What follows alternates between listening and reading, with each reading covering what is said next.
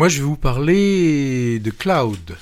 Alors moi, j'aime bien aller voir les films sans rien connaître de la distribution, ni du réalisateur, et surtout rien du synopsis. Ça a été le cas mercredi dernier, quand 1 minute avant le début du film, je suis rentré dans la salle du cinéma pour voir ce film, et je donne le titre Cloud. Cloud, titre assez énigmatique qui, je me doutais bien, n'allait pas être un documentaire sur la formation et la vie d'un nuage. Non, le début du film qui dure plus de 2 heures, va nous permettre de suivre Ryusuke, un jeune japonais qui fait de la revente en ligne. En fait, il achète à bas prix des lots de marchandises, des marchandises qui sont restées sur les bras d'entrepreneurs, et puis lui, il les revend sur le web de 10 à 100 fois le prix d'achat. Alors, peu lui importe si les sacs ressemblant étrangement à ceux de marques connues ne sont en fait que de pâles copies. Il a peut-être tort d'ailleurs de pas s'inquiéter de tout cela. Alors, il vit au début dans le film dans la grande mégapole de Tokyo, et il lui vient l'envie de tout plaquer pour continuer son petit boulot très lucratif à la campagne avec sa compagne. Alors, tout cela est bien pépère, on se pose la question, est-ce qu'on est juste devant une chronique sociale sur l'époque actuelle avec la montée en puissance de cette force du web qui peut permettre rapidement de faire et de défaire des fortunes, voire défaire des vies aussi. Mais je vous dis, ça va durer une petite heure tranquille avant que commencent à apparaître des signes qui nous indiquent que cette quiétude de façade n'est qu'illusoire et que le rythme risque de changer. En effet, il y a certains qui ont un jeu assez délétère, voire mortel. Donc il y a un groupe qui est en train de se créer.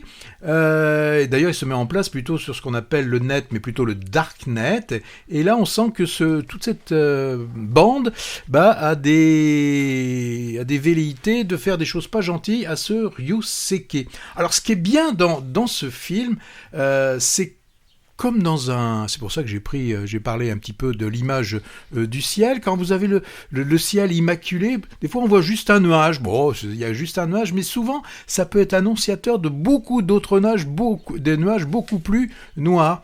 Alors, en fait, ces nuages métaphoriques ne sont en fait que les merdes, on peut le dire, et qui vont arriver à ce pauvre, je mets pauvre entre guillemets, à ce pauvre garçon. Il aura la chance, une façon de voir les choses, il aura la chance de rencontrer une sorte d'ange qui l'aidera bien dans ses mésaventures. Alors, ange ou démon, je pense que c'est une bonne question qu'il faut se poser quand on voit le film, et on aura la réponse vers la fin. Alors ainsi, d'une chronique sociale, c'est vers le thriller, digne de certains films, les films survivalistes, vous savez, là où on se bat contre beaucoup de méchants. Donc c'est vers cela que va aller ce film, je le répète, Cloud, il faut toujours répéter plusieurs fois. Oui. Alors, réalisation intelligente, distribution impeccable, et puis surtout, ce qui est bien, c'est qu'il y a un travail qui est fait sur les personnages secondaires. C'est pas toujours le cas. Il y a des films, des fois, on se concentre que sur le rôle principal. Là, on nous les montre, tous ces énergumènes un peu bizarres. Alors, en fait, ce film, c'est quand même une critique de la déshumanisation. Il y a beaucoup de lettres dans ce film, dans ce truc.